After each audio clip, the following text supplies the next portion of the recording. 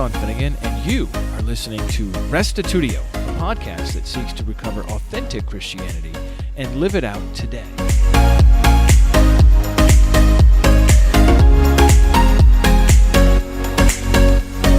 We've had quite a number of folks commenting in on episode 299, my interview with Dr. Jerry Wierwille, called Does the Bible Support Abortion?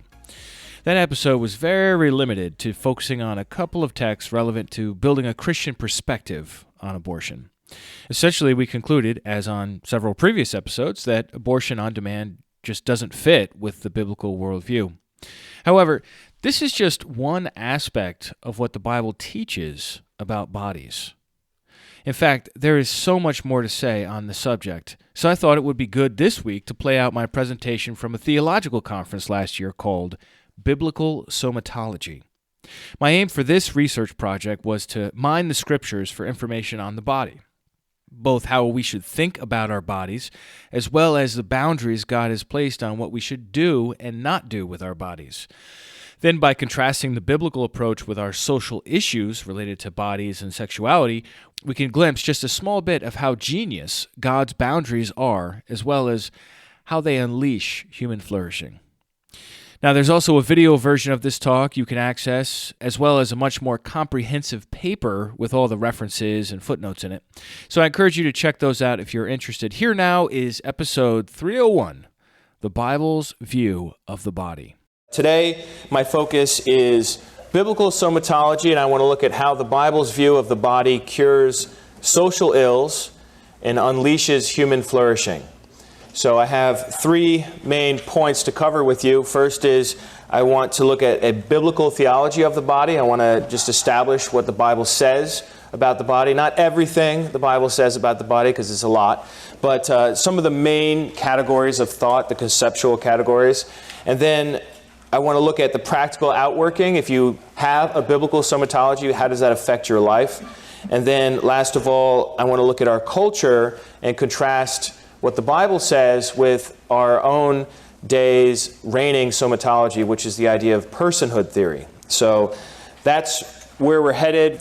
And to start with, let's get into the biblical theology of the Bible. I've got a few subpoints on this one. First is, any discussion, any Bible discussion about the human body has to begin in the beginning, right? With Genesis and creation and Adam and Eve. And so what we see in Genesis 2 is a stunning sense of intimacy, where God speaks over and over, things come into existence, things function, and then when it comes to making the first man, everything sort of slows down. And it says in Genesis 2:7, Then the Lord God formed the man of the dust from the ground and breathed into his nostrils the breath of life, and the man became a living being. God, in a sense, gets his hands dirty with the first human being, which bespeaks a certain intimacy, I think. And then he carefully makes the first woman as well. And when the man meets the first woman, he says, This at last is bone of my bones and flesh of my flesh. She shall be called woman, because she was taken out of man. What Adam said about Eve was not, ooh, you're different.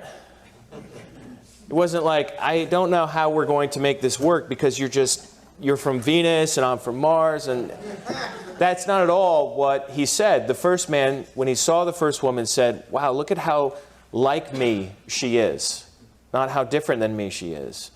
Which I think is interesting, because that's not what we major on a lot of times when we talk about men and women.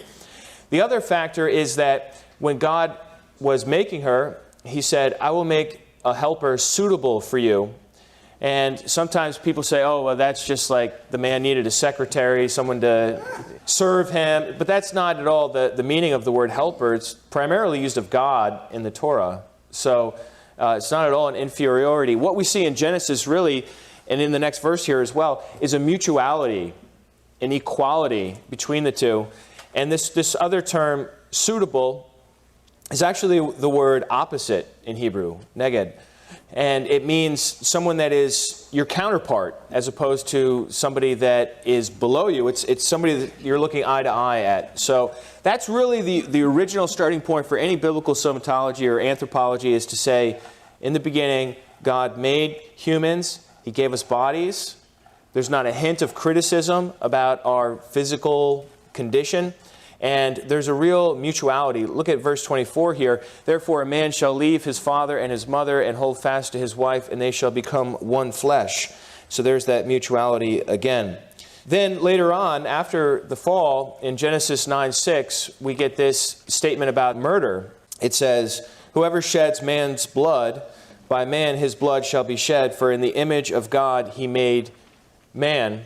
God made him in his own image. So it's not that the image of God, the imago Dei, that's the Latin phrase for image of God, it's not like that was lost in the fall. Because 8 chapters later in Genesis 9, even after the flood, there's this law that God lays down, and he says, look, people are in my image, so you can't kill each other. And so there's a certain persistence of the image of God even beyond the fall itself. It doesn't say here, we'll get to this later, but it doesn't say here because the other person has high functioning cognitive capabilities. It doesn't say because that other person contributes to society. It doesn't say that they're able-bodied. It just says, man, human. It says that they're made in his image. So that'll come up in a bit here. But let's go on to the fall, because the Bible has a lot to say about our fallen condition as well, especially when it relates to our bodies. So the original temptation that God had forbidden was for the first people to eat from the tree of the knowledge of good and evil. God set that as a limitation in the garden. Eat whatever you want, just don't eat from this one tree. The serpent, however, said, as probably you all know, God knows that when you eat of it, your eyes will be open and you will be like God, knowing good and evil. So that's the temptation. I don't know how much you've meditated on the temptation, but that original temptation is very much alive and well in our world today. The idea of God's holding me back with his rules. I need to be free. I need to be my true self. I need to reach out and realize my full human potential, because these rules, they're stifling me. They're repressing me in some way. And so it was in the beginning. The serpent's question drove a wedge between God and humanity. Can we trust that the limitations he puts on us are for our well-being? Or should we take matters into our own hands? Are the boundaries God sets for us holding us back from reaching our true human potential? Or are they for our own good? Or to sharpen the question, could it be that God's restrictions are precisely what makes human flourishing possible? Of course, we know what happened. They ate from the tree that they weren't supposed to eat from. They did choose to reach out and to grasp hold of the forbidden knowledge of good and evil, and they rebelled against God. They somehow concluded that it was better for them that they would drive a wedge between them and God and then take from this forbidden fruit than to stay in that relationship. And so sin enters the picture in the Bible, and it's more like a bulldog than a mosquito. Cain kills Abel. The blood is still hot on his hands, and God says, where's your brother? And Cain's just like, am I my brother's keeper? When did I get assigned babysitting duty? There's a certain bravado there. After fratricide, he doesn't even seem like he's sorry for what he did. And so it goes. It's like a big spiral, like when you flush a toilet. Humanity down and down over the generations until we get to the time of Noah and the flood, when every thought of everyone's heart is only evil continually. That's really the pits for the spread of our fallenness. And it goes on from there. So the human condition is that we are, in a sense, bent. We're not the way God made us originally. There's a bentness to us. And it's not so much that our bodies are the problem. And what Paul calls this, starting in Romans 7 and going on from there, is the flesh. And so there's an overlap between the flesh and the body, but they're not exactly the same thing, because the flesh is bad, and the body was originally made by God. So I don't think we want to say the body is bad, although the body can have problems too. So let me just define flesh for a second. Flesh is your your propensity, your drive to rebel against what God says is right. Can I just use that as a basic definition? Maybe we could argue about that in the questions and answers afterwards. But it's something that's often driven by bodily appetites, but it's not exclusive to bodily appetites. So as a result of this theology of fallen flesh that we find in the Bible, it has a much more pessimistic view of humankind than our present culture. It does not teach that people start out basically good, and then only those who suffer childhood abuse or trauma become damaged and dangerous. That's not what the Bible teaches. Instead, our default is to follow the course of this world, living in the passions of our flesh and carrying out the desires of the body and the mind. Notice the description from Ephesians 2. It's not just limited to the body. It's also our minds that are part of the problem. But the summary word for this rebelliousness is flesh. Okay, so take it in more of a metaphorical sense. Don't think that if you just transferred your consciousness to a robot, you'd be fine. That's naive. All right, so that's on the one hand, creation theology. We have these august origins. We're made in the image of God. We're awesome. And then the fallenness in the Bible. We stink. We sin all the time. We kill each other. We rip each other off. We're always doing bad things to each other. So the Bible affirms both of those at the same time, and there's no contradiction there either. Because, like I said before, the image of God persists. You're made in the image of God. You bear the image of God and His likeness, and yet you still have this flesh that you deal with. So that brings us to holistic redemption here, which is the idea that, first of all, holism, there's an integrated aspect to our minds and our bodies.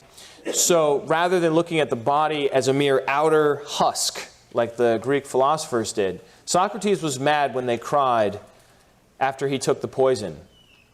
Socrates was about to die. He took the poison, and people started weeping. They were genuinely sad because they were losing him. And they said, "What's wrong with you? Why are you weeping for me? You should be celebrating. I finally get to leave this stupid body behind. It was always interrupting me when I was trying to meditate and philosophize. And now finally, I'm going to achieve sort of like this state of ongoing cogitation without interruption. How dare you?" And he kicked the people out of the room. You guys want to cry? You go somewhere else. That's not what we see in the Bible. The Bible does not look at the body as a disposable husk and the soul as an inner essential kernel. It portrays the body as an integral and necessary part of the human person. The Hebrew people did not draw strong distinctions between the body and the mind. So, for example, Mary, when she was searching for Jesus, after the crucifixion, she said, "They have taken away my Lord." If she was a Platonist, she would say, "Well, my Lord's somewhere else. They've taken away his body." She said, "They have taken away my Lord," in John 20:13. Or in John 20:15, Jesus is talking to her, and she says, "Tell me, where have you laid him?" She thought he was the gardener, right? She thinks she's talking to the gardener. She says, "Where have you laid him? And I will take him away." So even after death, she still looks at the body as the person. That this is her Lord. This is him, as opposed, or this is he, rather than this is his body. I mean, it is his body. I'm not saying that there's no difference between your mind and your body. I'm just saying that there's an assumption of an integrated aspect, an integrated holism throughout the Bible. And if we look at Jesus in particular, we see this clearest. So in the beginning, Jesus is born. The simple fact that God decided to save the human race through a human being dignifies the human condition, the fact that we are human bodies. I mean, if he just sent down some spirit, a disembodied spirit of some sort, and that's how redemption occurred, then that would say, well, our bodies are probably the problem, but it's a human being. And then on the cross, there is incredible integration between his body and his mind as Jesus is dying there. It's both. It's both and. It's not like his body didn't matter. And then certainly Jesus' resurrection, which prefigures our ultimate resurrection, shows that God is committed to human physicality, to our corporeality, that we will have bodies for eternal life. And that's in strong distinction or sharp contrast to what other people would have thought at that same time in the first century. Bodies they didn't have the celebrity cult like we do today, and they didn't have a lot of our ways of fooling each other to think we're better looking than we really are that we use. I mean, not that they didn't have anything, but anyhow, the fact that God chose to save the entire human race through a genuine human being dignifies humanity. Ultimately, if you think about Jesus' crucifixion, it was Jesus' body that bore the suffering and death, resulting in atonement. It was his lacerated back, his pierced hands and feet, his thorn-crowned head, his struggling lungs, his sweat, his tears, and most of all, his blood that made peace between us and God. As he hung there hour after hour, his body became a canvas depicting the horror of humanity's sin. The whole person, both body and mind, suffered and bore our grief and sorrow. They pierced and crushed him, the entire Jesus, for our transgressions and iniquities, so that with his wounds we are healed. His will and his body were one on the cross. He did not say, "Do with my body whatever you will, it doesn't matter anyhow." When they offered him a painkiller, you remember that? They offered him wine mixed with gall. He refused to drink it and disassociate from his surroundings. No, he remained an integrated whole person on that cross. If you think about how Jesus died, he was an integrated whole person. And so we find throughout the Scripture. So Jesus' example shows integrated holism, and it shows how the whole person really matters throughout the Bible. I mean, I could look at many other scriptures from the Hebrew Bible or from the New Testament and show you this, but I think Jesus is a great example of this. The simple fact is God cares about the whole person. He cares about all of you. He cares about your body. He cares about your mind. He cares about whatever other parts of you want to divide yourself into, your emotions, your memory skills, I don't know. Whatever you got, he cares about the whole you. As evidenced by Romans 12, 1 through 2, where it says, "I appeal to you, therefore, brothers, by the mercies of God, to present your bodies," interesting, "present your bodies as a living sacrifice, holy and acceptable to God, which is your spiritual worship. Do not be conformed to this world, but be transformed by the renewal of your mind, that by testing you may discern what is the will of God, what is good and acceptable and perfect." Look at that integrated approach right there. You've got in Romans 12:1, your body's a living sacrifice. In Romans 12:2, don't allow your minds to be conformed to this age. Right? So God cares about our all of us. Which brings us to the more sensitive subject of the body aesthetic, physique, romance, and the Song of Songs, the Song of Solomon, which is a lovely book of the Bible. I was quite honestly afraid of it in a sense, or I don't know, maybe shy about really studying it for a long time. This past year, I delved in with our home study group for 8 weeks, and I was just blown away by how surprisingly relevant it seemed to my life and to our culture today. Anyhow, do you know, out of curiosity, what the third most watched YouTube video is on the planet? Anybody want to take a guess? Gangnam Style's number 2. Good guess, good guess. I was thinking of using that one instead, but the first one is some Spanish song. It's like a Spanish love song, which I had never heard of, but everyone else in my home group had heard of it, so it doesn't mean much that I had. But number 3 is Ed Sheeran's "Shape of You," which is has received over 3.4 billion views, and it's not even that old. So I thought, well, you might not be able to read this. It's in the paper as well. But what if we took his lyrics? This is the third most watched video on the planet in the history of YouTube, which, you know, that's saying something. And we're going to put it up against the Song of Songs. Okay, so we'll just do a little compare and contrast between our culture and their culture. All right, so on the left side, and I'm not going to sing this, not that I could really sing anyhow, but I don't even really remember the melody.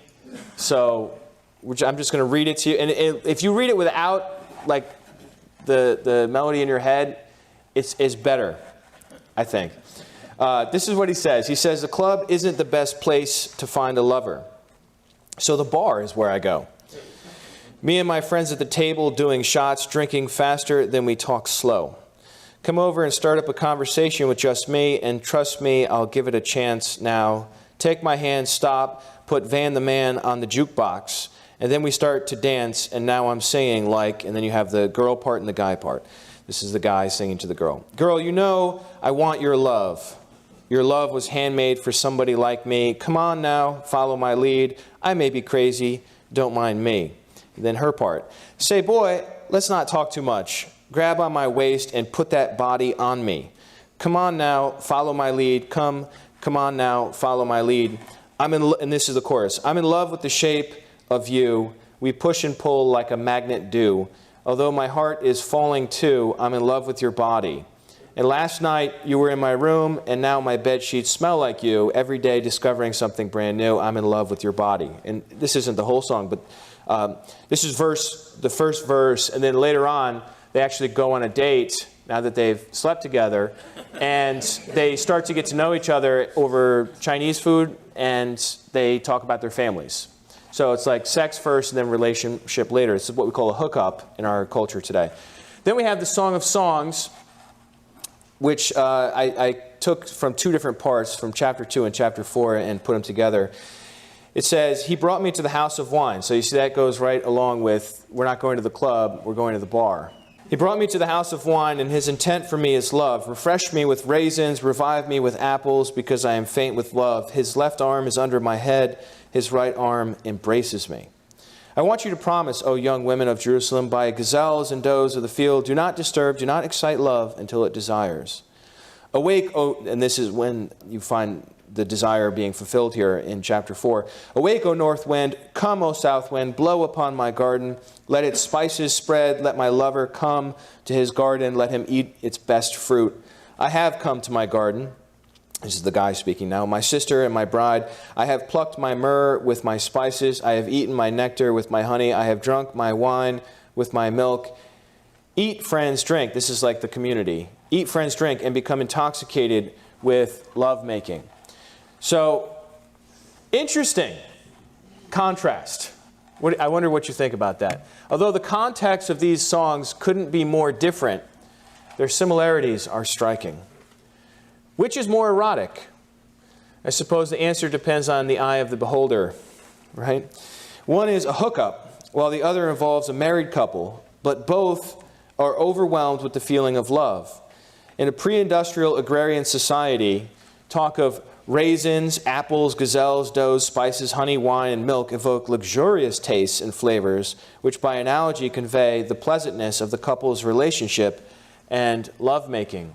Our culture may benefit from a thorough consideration of this book, not because the Song of Songs challenges sexual expression, but because it does so well talking about it. Song of Songs is a work, this is a quote from Hannah Block, a work of subtlety and sophistication remarkable for its artistic control and elegant finish. It addresses the same God-designed gift of romance that our love songs handle, but it is at once more voluptuous and more reticent. It does not reduce love to sex or lovers to bodies, but it offers an integrated celebration of them all. The woman, in particular, in the Song of Songs, is extremely impressive how she handles herself. At least to me it is. She's confident. She has a realistic body image. She's the dominant voice. She's the one who opens the book. She closes the book.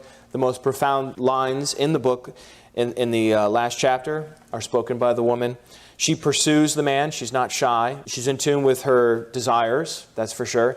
And a lot of times in the book, the two are sort of like pursuing each other, trying to get together. And then just as they get together, the poem ends or the song ends, and then they're separated again. And so then they're trying to get back together. And I think you have to be careful with the Song of Songs, not to read it too narratively, because, I mean, it is a song. And, not that it doesn't have narrative components, but like trying to figure out a chronology for everything is very difficult in the song. But in it, they have these body descriptions. They're called wasfs. It's like not like a B, that's with a P. This is with an F, wasf. And it's an Arabic word describing when someone writes a poem about their lover's body. And there are 3 or 4 of these in the Song of Songs. And I have a sample in the paper for you. I don't have time to look through it. But essentially what they do is they just go through the body parts. You probably know the line, your hair is like a flock of goats. That's like the classic line from the guy trying to be romantic there. And I don't think the point there, it's easy to make fun of it, but like if you really try to enter their world a bit, you'll be blown away by how impressive that is. The point is not that it literally looks like a flock, it's just how that flock moves as it's going down the hill. He's saying her hair is wavy and it moves in a really awesome way. All right, so these wafts tell us one thing for sure, which is that they thought the human body was good. And there's a celebration of physical appearance we find there. However, they stopped short where Frank Sinatra kept singing. You remember when he sang Fly Me to the Moon, that one line where he says, fill my heart with song, let me sing forevermore. You are all I long for, all I worship and adore. You see, our culture goes even further, whereas the Bible is like celebrating the human body and romance and everything else, but it doesn't collapse into body worship. It doesn't collapse into idolatry. There's a restraint there, but at the same time a celebration. And so I think there's a lot there to help us in our own time for figuring out these kinds of issues. But that's all I have time for on that subject. I wrote a lot more in the paper if you're interested in that one. Moving on, so that's number 1, the biblical theology of the body. We have creation theology, yet we're fallen. There's a whole. The human is an integrated whole. And the aesthetic is honest, very realistic, and very exalted. Now, when we get to the biblical outworking, I like to use the analogy of a bag of chips. Any of you have ever eaten a bag of chips? I'm talking about the whole bag, not like a little personal bag. So the way this works, I'll have you know, is that that first chip hits your tongue. And whatever kind you like. Maybe you're more into the corn, maybe you're more into the potato. Whatever kind of chip is your chip. Just imagine for a moment when it hits your tongue. There's that rush of flavor, right? There's a cascade of chemical reactions that we call taste. And then you chew, and there's the delightful crunch, right? And then you swallow, and you're like, wow, that chip was awesome. So what do? You reach in. Chip number 2. Chip number 2 is good. It's not quite as good, but it's pretty close. And then you eat chip number 2, and then chips 3, 4, and 5 usually come in a handful, right? So, and then so you just and you keep eating your chips, and then suddenly your bag's empty. And I heard this from the CEO of the company that makes chips. I think it's Coca-Cola owns Lay's, but she said that a typical man, when he gets to the bottom of a bag of chips, lifts it up and gets all of the little crunchies out of it. Whereas ladies don't tend to do that. Maybe they do it, just not around other guys. They're like in the back room doing it. But yeah, so then you get all the little fragments out of your chips. And that's a good example of a bodily appetite, right? And the problem, of course, is that by the time your body sends the signal to your brain, we're done. It's too late, right? It's always too late. And so then, and if you continue in that fashion with how you handle yourself in life, then you have to face other consequences for that, right? And so the body, it tells you you're hungry. That's good. But eating the whole bag of chips, not good.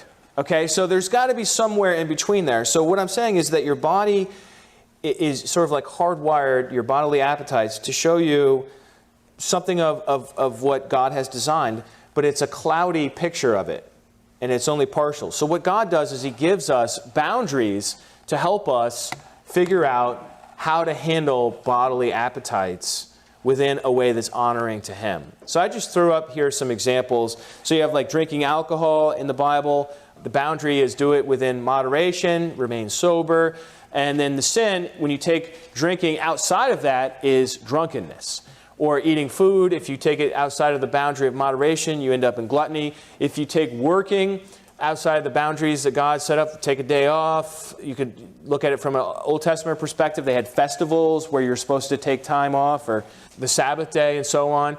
And then if you take it one way and you don't work, then you're lazy.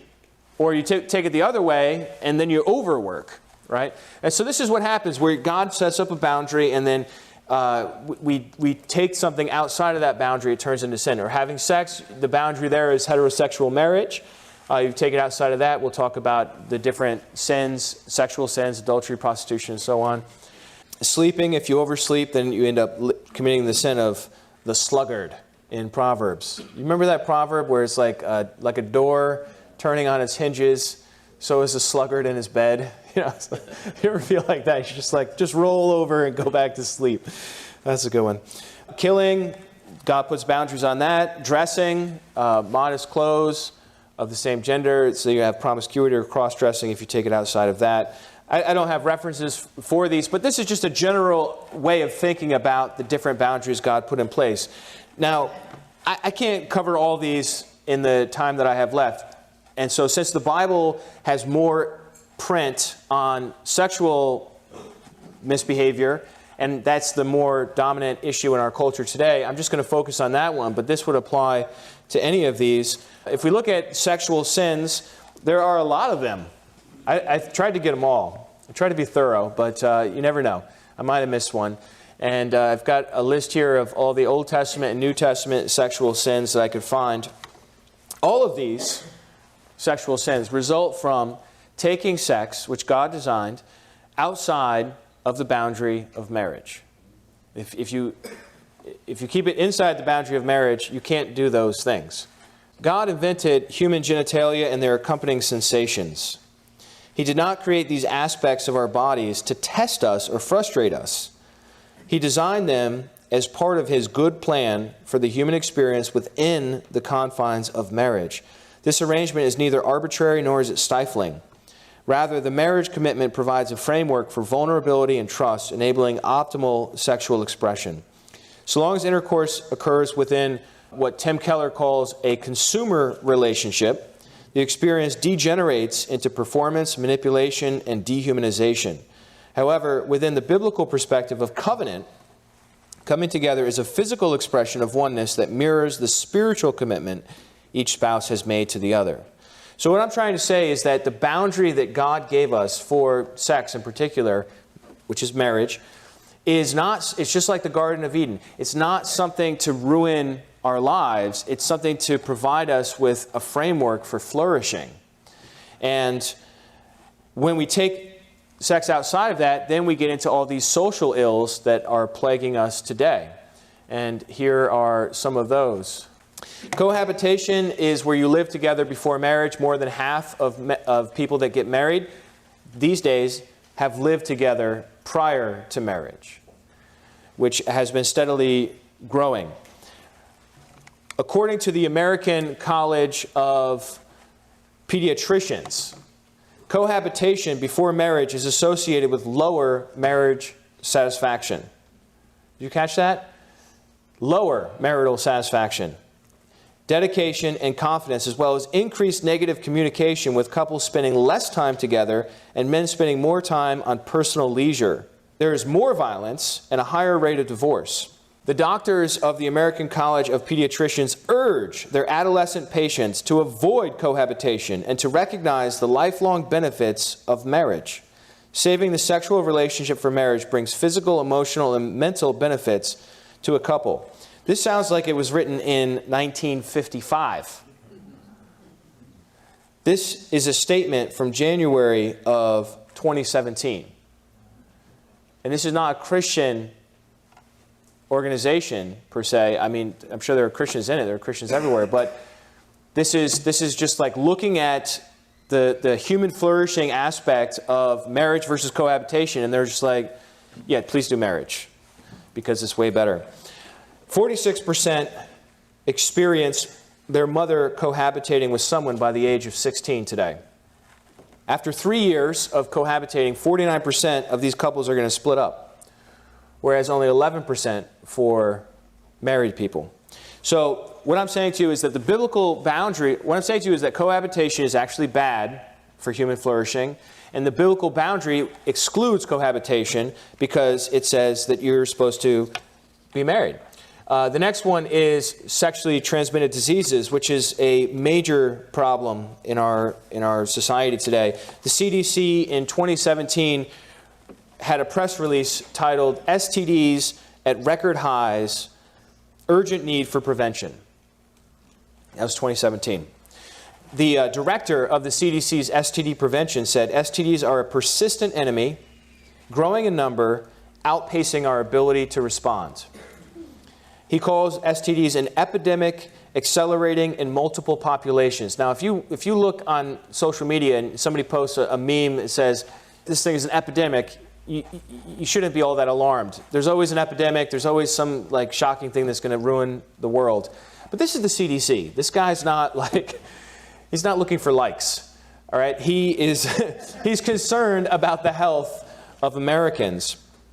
According to the APA, 60 to 80% of North American college students will have a hookup experience in college. And many of them are not concerned about STDs. Now, of course, if you are someone that limits sex to marriage, and assuming you marry somebody that is healthy, you don't have to worry about STDs at all. It's just not even a concern. Then you have prostitution. Prostitution in the United States is one of the most dangerous jobs. It's worse than Alaskan fishermen. It's worse than oil rig workers. It's worse than loggers. It has a death rate of 204 out of 100,000. Prostitutes are assaulted physically, violently, at least once a month on average. And they do not go to the police because their job's illegal. And they also have all the other problems that I'm sure you can imagine. STDs, unwanted pregnancies, being objectified, dehumanized. Also, there are 80,000 prostitution arrests each year in the United States, costing $200 million. Once again, the biblical ethic would exclude prostitution. Then we have the issue of adultery. Now, adultery is really hard to get any kind of reliable data on. I was able to get good data on most things here. But as it turns out, adulterers don't offer that information up to people doing statistics. So I had one estimate that said between 30 and 60% of all married people will step out on their spouse at some point. More conservative estimate said 22% for men, 14% for women. If we go with that lower number, 1 in 4 or 5, we'll just go really low. 1 in 5 men will commit adultery on their wife at some point. So to me, that's staggering. It's a huge number for us today in our society. It's become more widespread. Of course, many of you heard about the Ashley Madison hack that occurred in 2015. That's a website whose slogan is, quote, "Life is short, have an affair," end quote. And so millions of members of this website were exposed when it was hacked. So this is a real live issue in our world today. And the problem, there are many problems with adultery, but one of them is that it's a relational bomb that just obliterates trust. It's bad. It's bad for the marriage. Okay, it's a very mild way of putting it. In fact, it often leads to violence. It can even lead to murder, where somebody wants to kill either of the two that were involved. The cost to children is incalculable. It leads to divorce, which is expensive, and it leads to everything that is the opposite of human flourishing. Not taken from a Christian perspective, but just from a human perspective, adultery is toxic. And so once again, the biblical ethic of sex within marriage would eliminate adultery if you choose to live that way. Sexual harassment. In 2017, we had on Twitter the hashtag #MeToo movement. And I'm sure you're aware of a lot of the high-profile men who were fired and fell from high positions of power because of being exposed for sexual harassment. Sexual harassment causes victims to feel uncomfortable. It makes them take time off work. It reduces productivity. It causes people to quit. It causes people to sue. And if you have a high-profile case, the public relations costs are huge. One survey found that 1 in 3 women between 18 and 34 have faced sexual harassment at the job. The overwhelming majority of sexual harassers are men looking to have relations with women they do not intend to marry. I mean, can we agree on that? The majority, the lion's share, are men looking to hook up with women that they're not intending to marry. So once again, the Bible teaching that puts marriage before sex would eliminate sexual harassment, plus with the fact that the Bible teaches respect. Respect for men, respect for women, this whole idea of mutuality in the Bible. And then I'm just cruising through this briefly. This is the last one. Rape is also a huge problem in our world today. The Association of American Universities in 2015 did a survey of 150,000 students at 27 colleges and found that nearly 1 in 4 female seniors has been a victim of unwanted sexual contact, with 11% experiencing penetration. I mean, it's just rampant in our world today. 4% in prisons among men, 3.2% in jails suffer rape. The Rape, Abuse, and Incest National Network estimates that more than 300,000 people, including children, suffer sexual violence each year in America. The Bible's somatology, once again, cuts the feet out from assault, since it recognizes the dignity and value of the other and limits sexual contact to marriage. So you see my strategy here over and over again is to say that, yeah, from one side you could say God's sexual ethic and what the boundaries of the body are limiting, but in another sense, what are they limiting you from? All of these things. So is that a bad thing? Let's consider the tomato plant. Although we haven't examined every sexual issue facing our society, this brief survey shows just how robust the biblical boundary of sex within marriage is.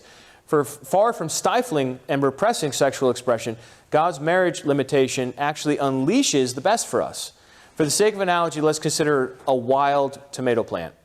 As its fruit grows, the branches become heavier, and eventually the plant tips over. Many of the tomatoes will rest on the ground, inviting pests and rot to spoil the fruit. However, when a wise gardener attaches the plant to a stake, she at once limits the direction the plant can grow while enabling it to become much taller. So it limits the plant, but it also enables the plant, with the end result that it produces more delicious tomatoes. This is like the boundaries God placed on his people. It is true. God's boundaries curb freedom. That's true. But not to hold us back from reaching our potential. Rather, his boundaries enable us to maximize the good in our lives. And I'm not saying that if you limit sex to marriage, you're never going to have any problems in that department. Okay, there's plenty of other issues. We do live in a fallen world. I'm just saying that it does eliminate a number of these social ills that I just mentioned there. All right, so finally on to point number 3, which is personhood theory. This is Nancy Pearcey. She wrote a book called Love Thy Body this year. Phenomenal book. It's going to be our guide for the last part of this presentation. She writes, the key to understanding all the controversial issues of our day is that the concept of the human being has likewise been fragmented into upper and lower story. Secular thought today assumes a body-person split, with the body defined in the fact realm by empirical science, lower story, and the person defined in the values realm as the basis for rights, the upper story. This dualism has created a fractured, fragmented view of the human being in which the body is treated as separate from the authentic self. This is huge. And so this is her diagram here. She got this idea from Francis Schaeffer. She studied with him at L'Abri. And this is the idea of the two-story way of thinking. On the top story, you have the person. And that's your mind, right? Your mental life, your true self. That is the free part of you, where you have rights, right? Human rights, and you have gender. Gender is a fact of your mind, so they say. Then you have the body, which is a lower story. Now the body, it's just physical, it's malleable biology, it's mechanistic, it's expendable. That's where you have your biological sex, but your gender is in your mind, of course. I think you can see where I'm heading with some of this here. So what Piercy does is she works through 5 issues in her book. And I've got 15 minutes, so why not work through 5 issues here? Ever so briefly, the paper is a survey of what the Bible says, and then a survey of how that affects our culture. And so any one of these could lead to much more research and consideration. But okay, first off, abortion. Science has really changed how the abortion discussion is happening today. Increasingly, pro-abortion proponents admit that the fetus is a human life. I mean, the science embryology has progressed to such a point where it's kind of undeniable. However, they don't recognize the unborn as a human person. So it's a human life, but not all human lives automatically have human rights unless it's a human person. That's personhood theory. So they say that the unborn is not a person since she or he is not self-aware. You don't have actual consciousness yet.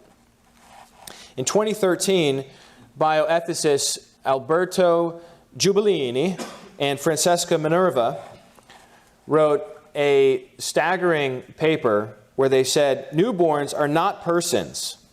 They are potential persons because they can develop those properties which will make them persons. And they advocated what they called post-birth abortion. Now, this is the inevitable consequence of personhood theory. It's completely consistent.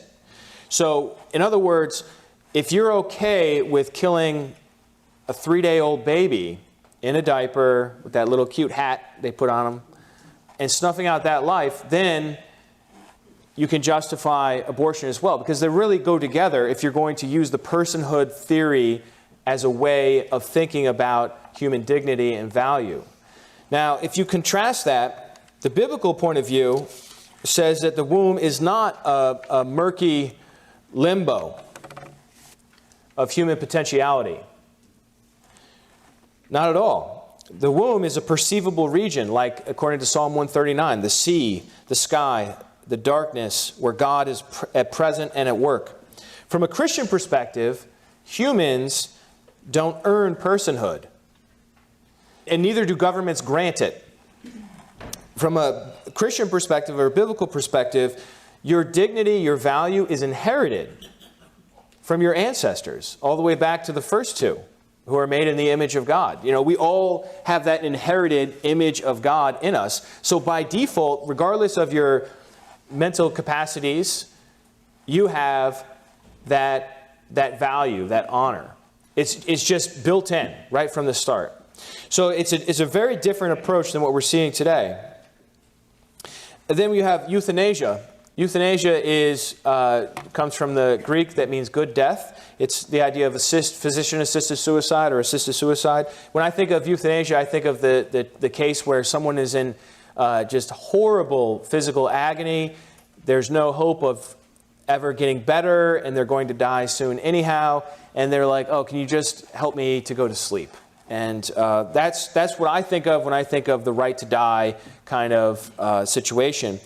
But as it turns out, in America, the places where this is legal, in those jurisdictions, only 24% say that debilitating pain is their reason for seeking euthanasia.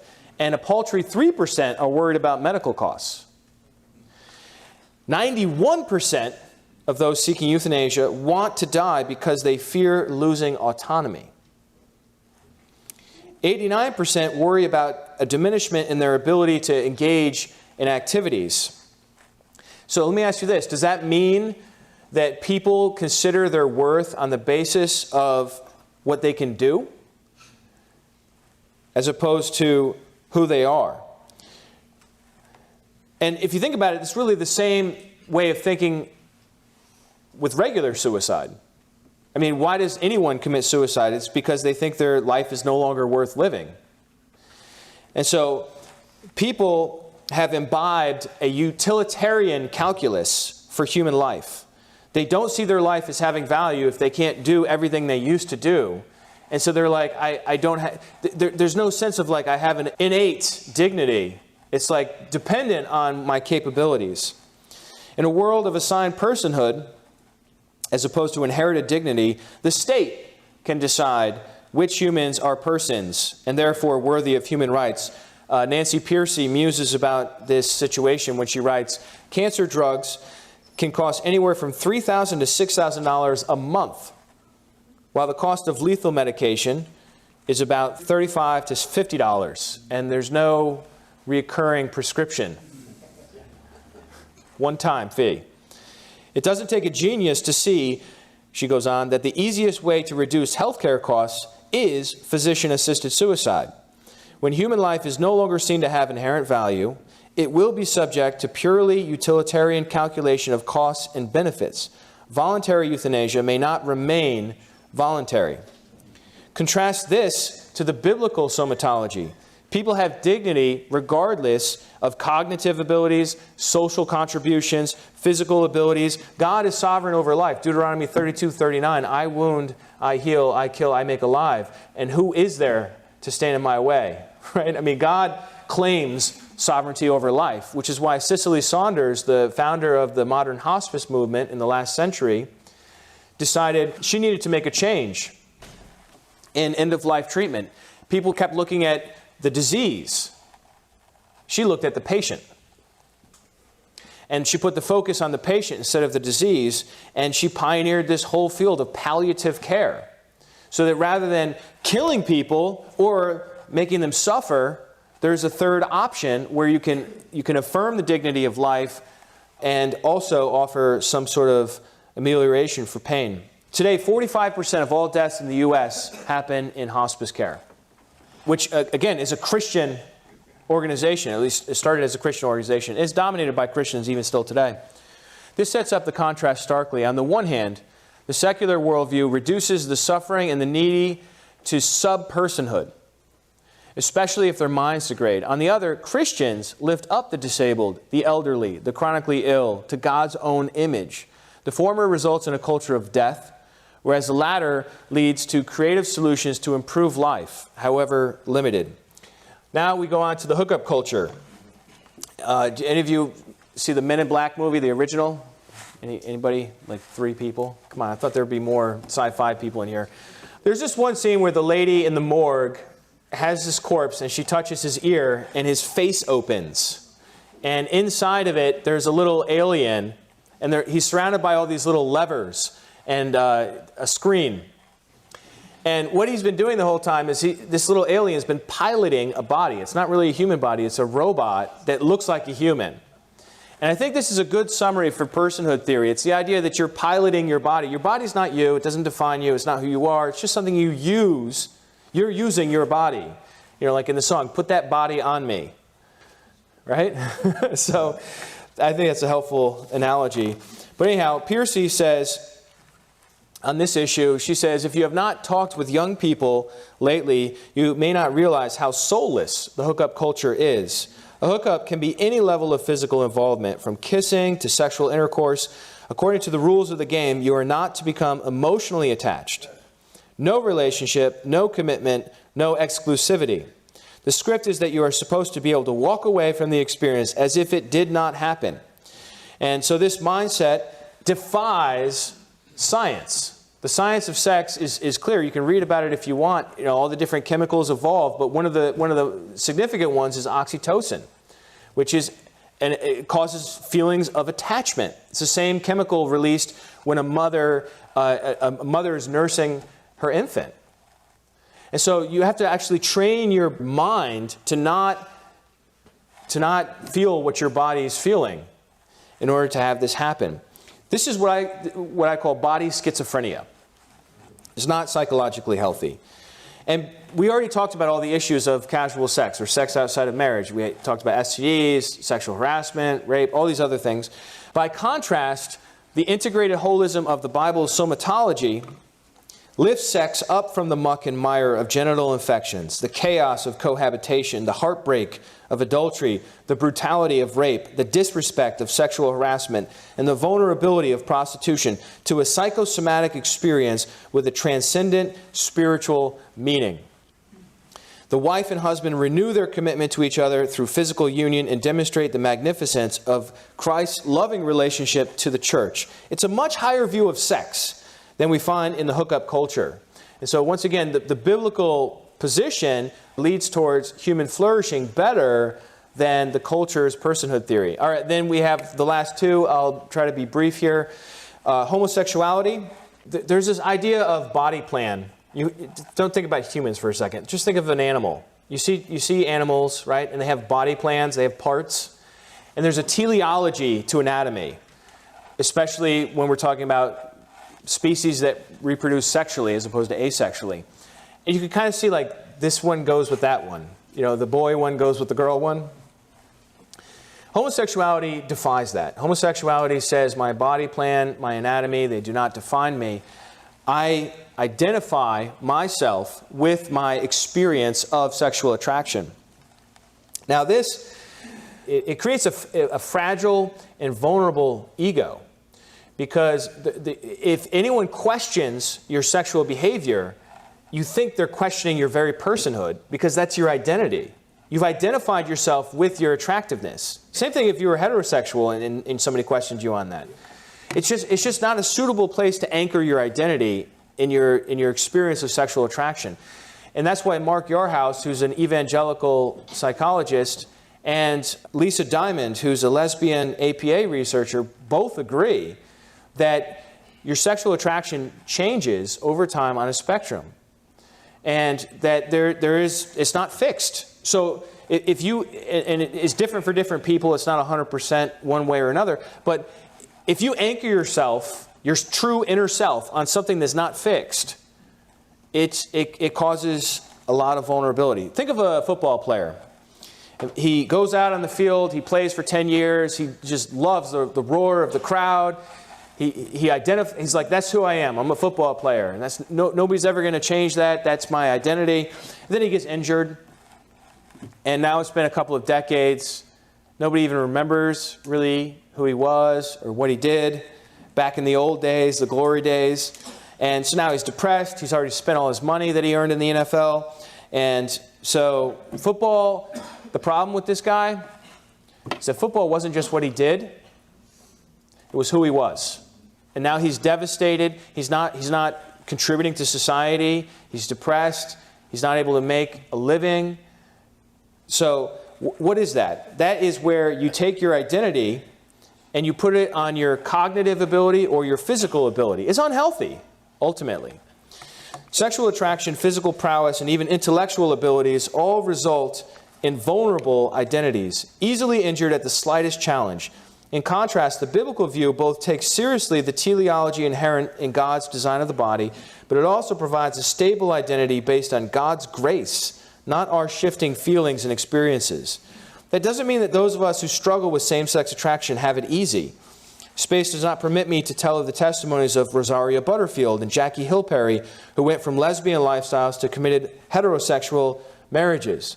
Nor can we look at Sam Albury, Christopher Yuan, Wesley Hill, Beckett Cook, all of whom have heroically embraced singleness because of Christ. Whichever way same-sex attracted Christians go, their worth, their value emerge from God's decision to make them in His own image. We need not lay our foundations upon the shifting sands of physical, intellectual, emotional, or sexual proclivities, but instead on the bedrock of being God's creations, His children. Furthermore, He deemed us so worthy and lovable that He gave His only begotten Son to redeem us so that we could spend eternity with Him. He wants to spend forever with us. Base your identity on that, and you'll be able to handle the storms of life and the times when people question how smart you really are, or how fast you can really run, or whatever other things you do in life. Okay, last up we have transgenderism. There's a lot to be said about this and about gender dysphoria. Mark Yarhouse wrote a great book about the subject if you're interested in going further into it. What we have is a contradiction between the mind and the body. The mind says, I'm biologically male, in case you didn't know. So if my mind says I'm female and my body says I'm male, that's a contradiction between the mind and the body. So the reigning solution in our culture today is change the body to match the mind. You have a mental problem, a psychological problem. I don't perceive myself as a male. Or gender dysphoria is the idea that when I see my maleness, so to speak, I suffer acute mental anguish.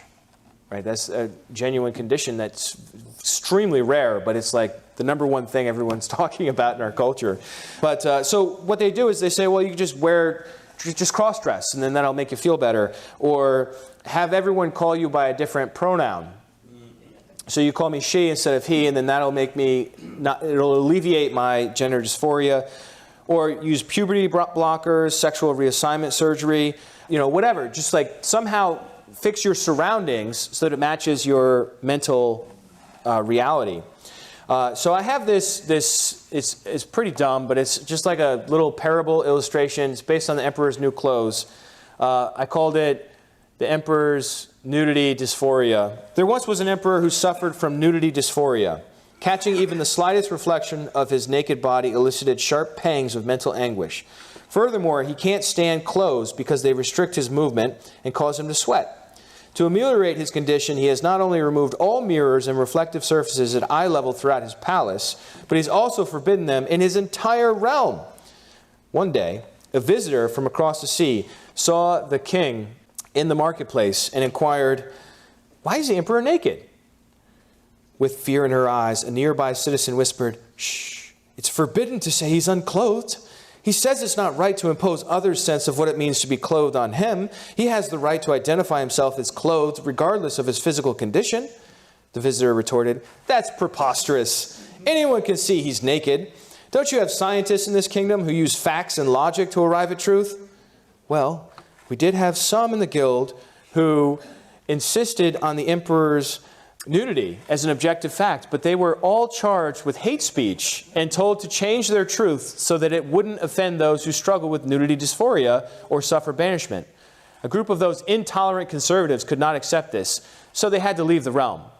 However, some of our most progressive and creative scientists hypothesized a glorious, invisible, immaterial fabric, even if such a substance is beyond the scope of their instruments. They are sure it exists. So what's going on here? Who's coercing whom? The emperor is coercing everyone else in the realm to identify him as clothed when he's naked, and he's outcasting anyone who defies his totalitarian delusion. Now, the problem is not everyone who identifies as transgender is in the same boat, and I don't have the time to nuance all this, but there are genuine people who struggle with gender dysphoria. It's a real condition, and it's really painful, and it stinks. And so here's the question, here's the challenge for those of us who are going to say, well, yeah, it stinks, but you can't disfigure your body to solve it. So what do we say to these people? Well, I think we need a move like what happened with Cicely Saunders and the hospice movement, where you had somebody in agony, and you had some people who are like, well, that stinks, and you're just going to have to tough it out. Or other people would say, well, just kill him. And then the Christian came along and was like, oh, wait a second. Let's find a third way forward. So if you have a psychological problem, I would say seek a psychological solution. So counseling, psychotropics, prayer, meditation, something in that category seems like it would fit better than forcing all of society to say the opposite of what is in front of them, or physical surgery, and that sort of thing. So I think the ball is on our court as Christians, especially Christian scientists, to find a reasonable solution or a helpful solution to this problem. But once again, personhood theory is the underlying genie in the bottle here that we don't always detect. All right, so concluding, Let's say a husband gives his wife yellow roses, or flowers. Those aren't roses, are they? Yellow flowers. And she says, okay, whatever. And she spray paints them the color she likes. How does that make the husband feel? A little confused, right? Or maybe even heartbroken if he spent a lot of money and these flowers, that yellow color meant a lot to him or whatever. Now, instead, let's say she receives them and puts them in that water with those, what are those, like vitamins they put in there? Something that makes it last longer. That honors the gift, right? So our bodies are a gift from God. We can do stuff to our bodies. We can, I don't think the issue is makeup here or, nutrition. I think that's all good stuff. That's not the issue. The issue is, are you caring for the body, stewarding it in accordance with how God intended the gift to be given and received? Or are you totally changing it and saying, yeah, your design was a good start, but I'm going to totally change everything to be different. So that's really the question for us today. And so in conclusion, Piercy writes, we live in a moral wasteland where human beings are desperately seeking answers to hard questions about life and sexuality. But there is hope. In the wasteland, we can cultivate a garden. We can discover a reality-based morality that expresses a positive, life-affirming view of the human person, one that is more inspiring and more appealing and more liberating than the secular worldview. Thank you.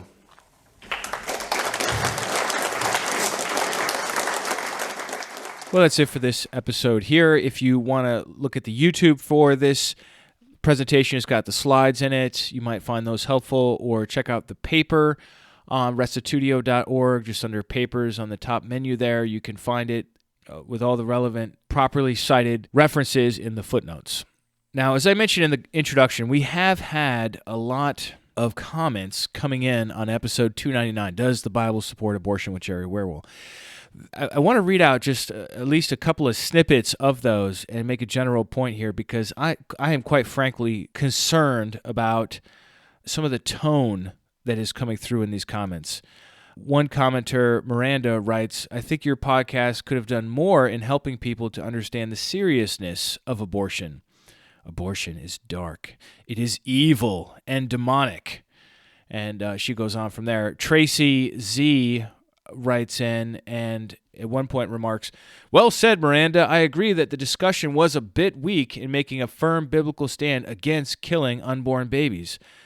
Barbara writes in and says, while I am glad the subject is being aired, I was very disappointed to hear you say that there is just one text which directly addresses abortion. Not only are there many scriptures which dictate a biblical worldview concerning abortion, but Exodus 21, which you cite, has nothing to do with abortion. It refers to unintentional damage to a baby in the womb. That would be the opposite of abortion. Abortion is just an updated version of child sacrifice, which we know God hates.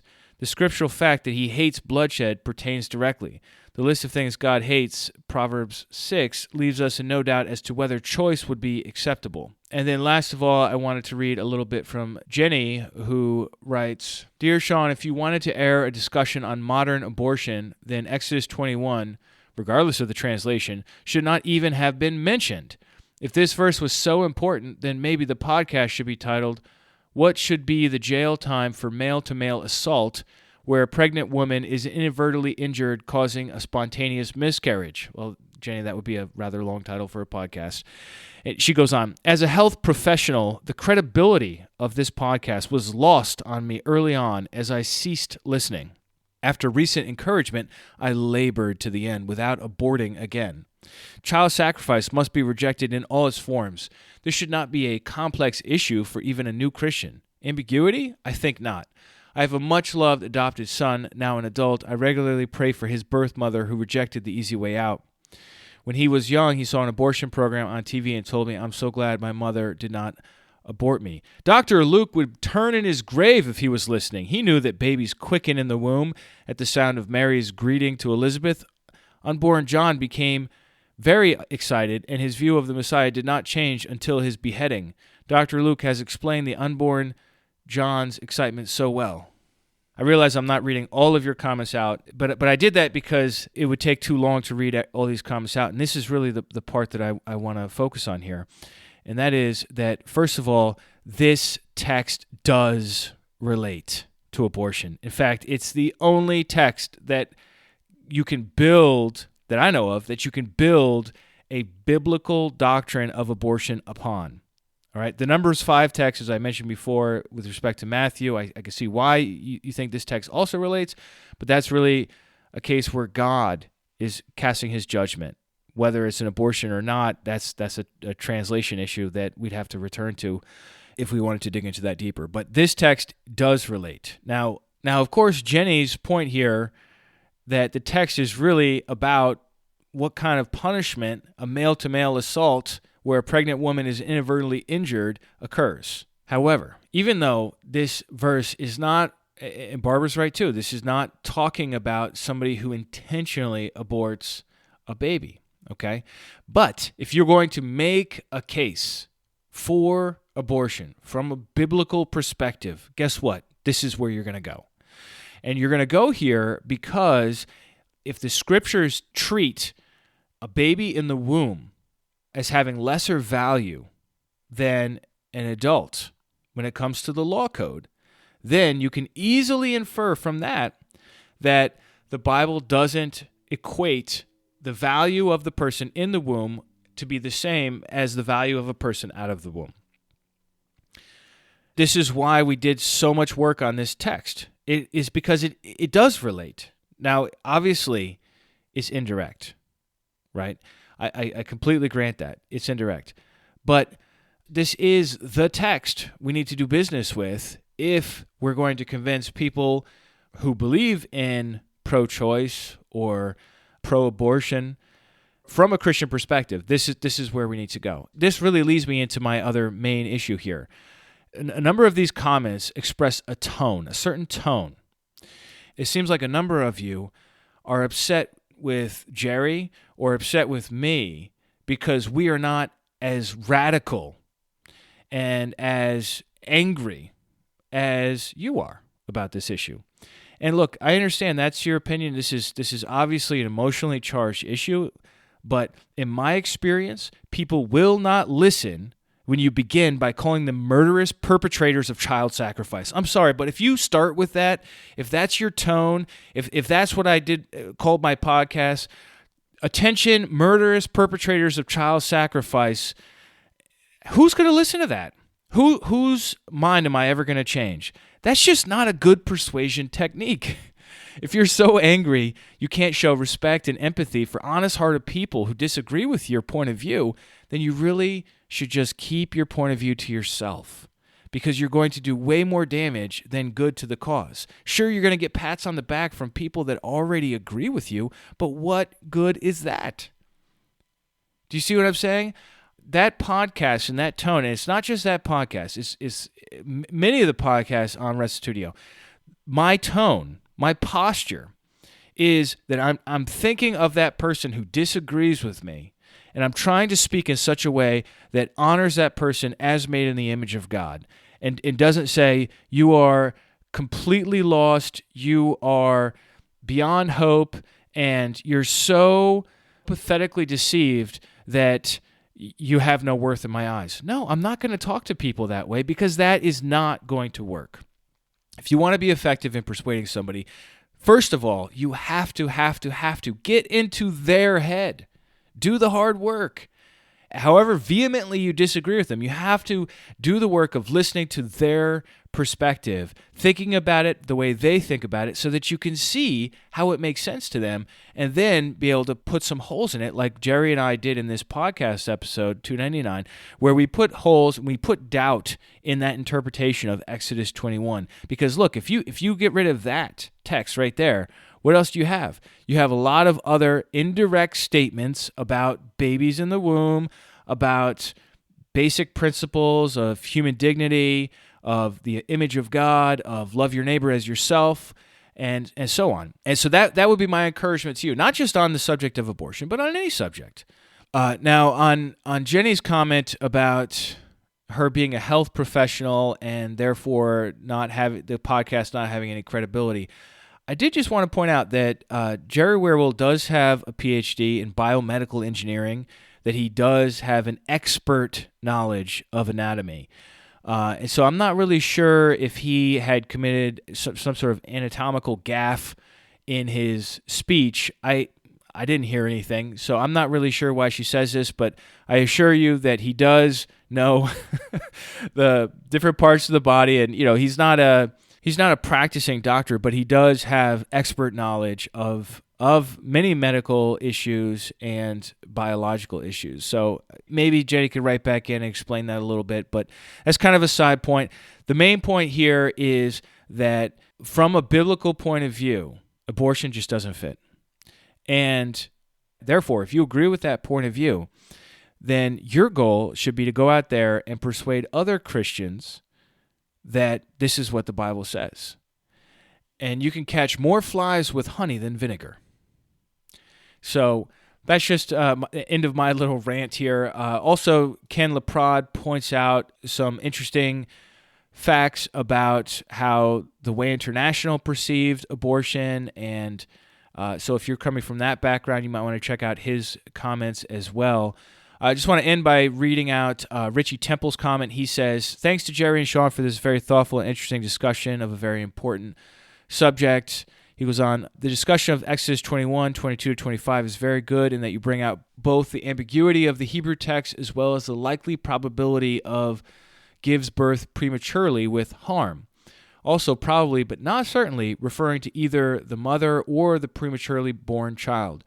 Importantly, you emphasize that even with that understanding as the probability, neither of these is a certainty either textually or contextually.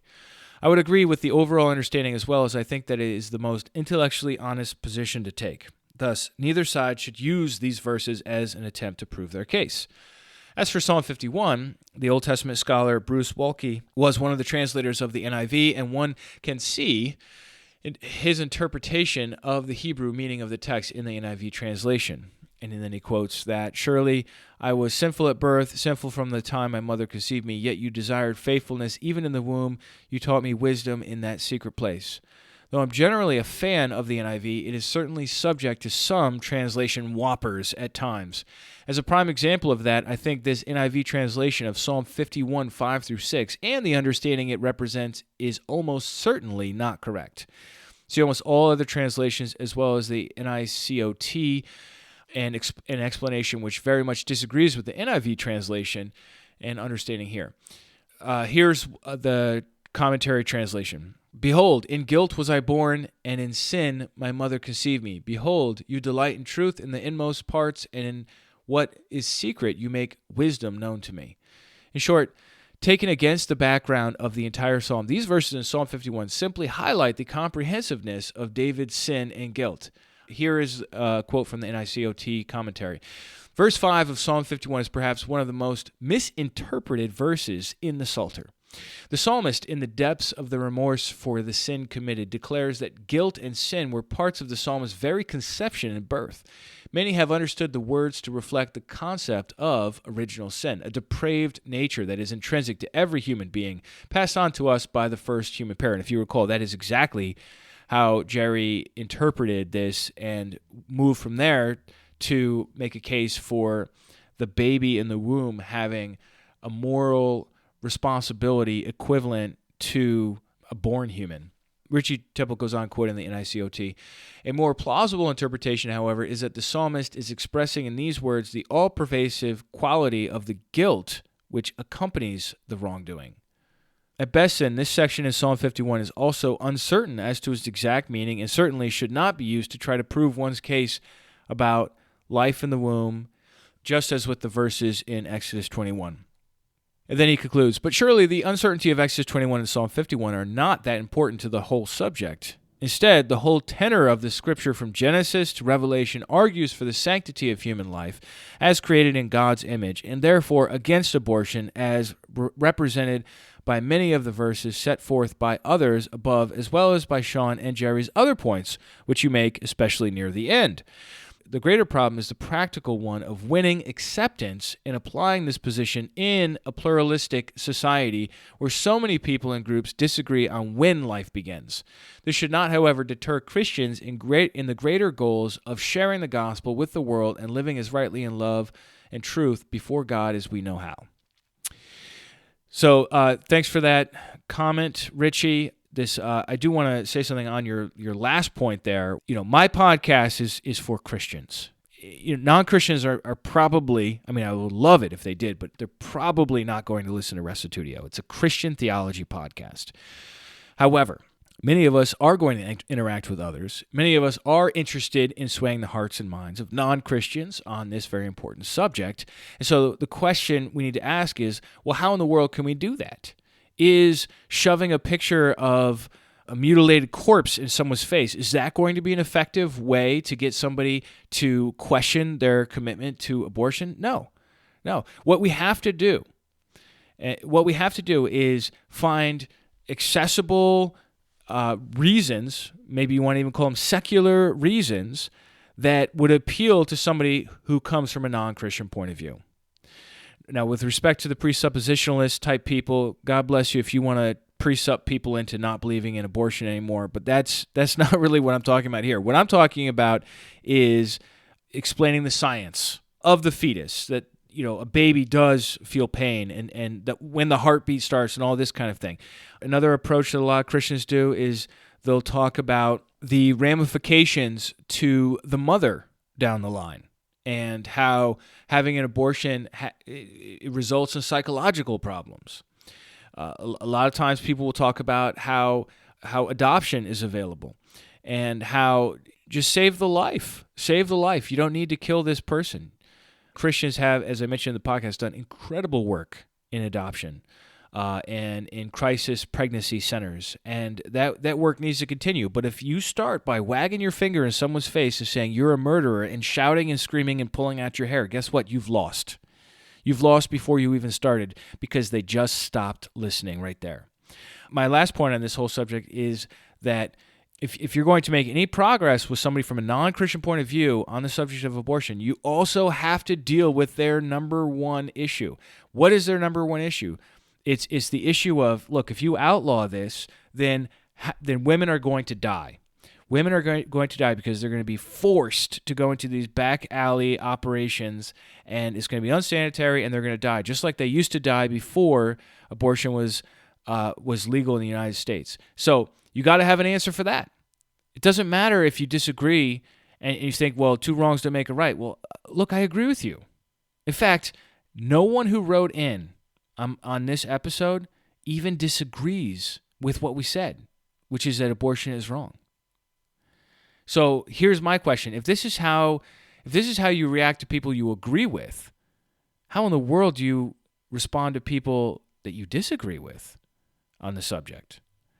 So food for thought there. Thanks everyone for writing in. Would love to hear back, and feel free to push back on what I said here, because this is an important issue.